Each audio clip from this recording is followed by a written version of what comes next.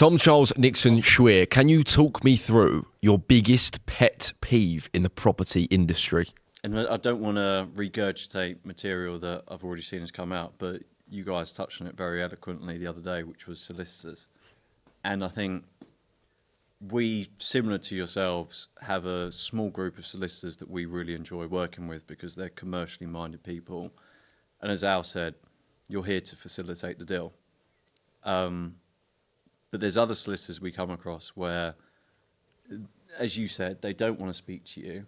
And that to me is a fundamental breakdown in the life cycle, because solicitors, if you're in conveyancing, your job is grown about by agents doing their job.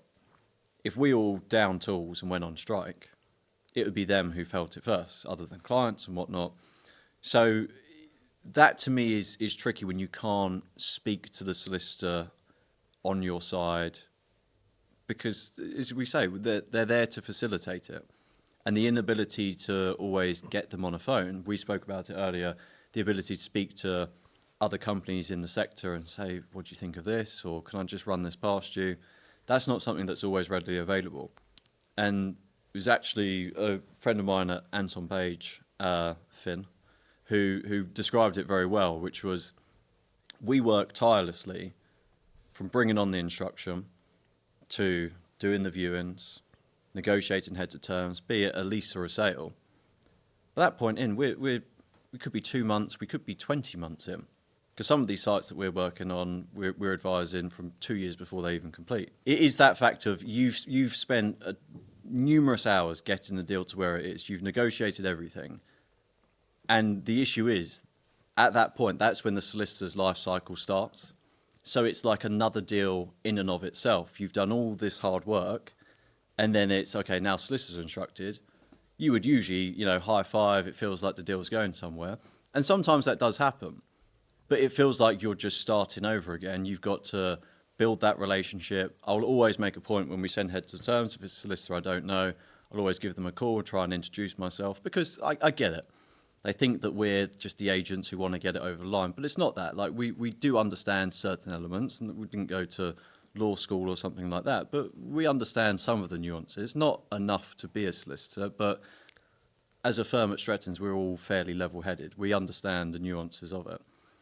But it feels that you're starting another life cycle with these solicitors, and it's great if they answer the call, and we've got some fantastic solicitors, but other solicitors who won't answer the phone and you can't get a hold of to progress the deal on your side, that makes it a real challenge. So I'd say not all of them, but that can be a real bugbear. Yeah. This question might not make sense, but I just thought of it while you were speaking. What's the solicitor culture like? Do you think that if a solicitor saw you saying this and saw you being critical of some of them, will they take that personally, or will they try and improve their game? I don't think they've watched this. No, but let's just say hypothetically.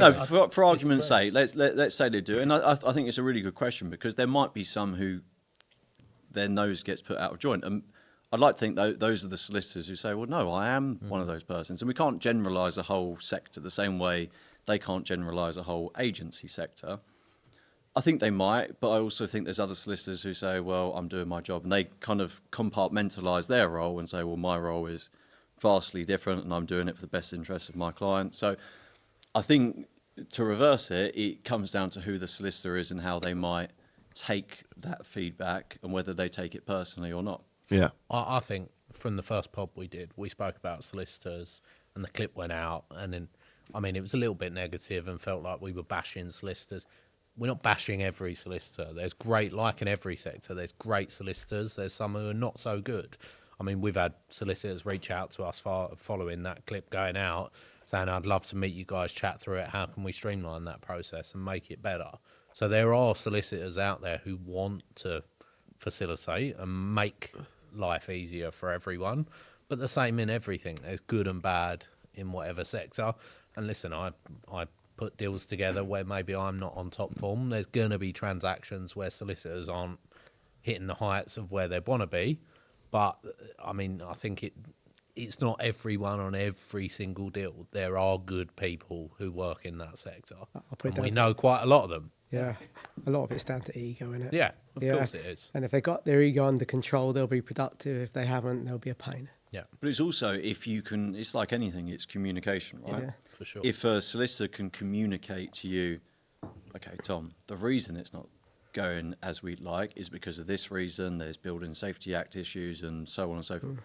As long as we know that, we're kind of there as a sponge to learn from them. So the more we can understand about the deal and the intricacies of that deal, the more we can then manage both sides and say, well, actually, there are some valid issues here, and we'll let the professionals speak amongst themselves. I forgot how articulate you are. You're spot on.